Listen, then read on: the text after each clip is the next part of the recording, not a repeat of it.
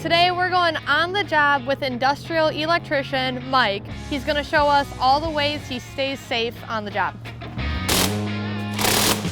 So the job first starts with a hard hat.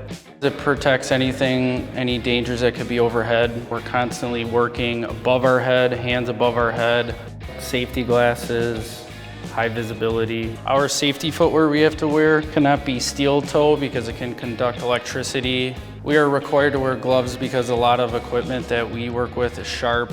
My job as a supervisor or foreman on the job site is to make sure all my guys are safe, first and foremost, and it starts with lockout, tagout. Our biggest thing on a job site like this is to start with a safety plan. Who needs to be involved, who's in charge. Before anything gets turned on, do an evaluation on what can be energized, what the procedures we're gonna take to do that. One big thing for lockout, tagout is making sure you have the correct labels.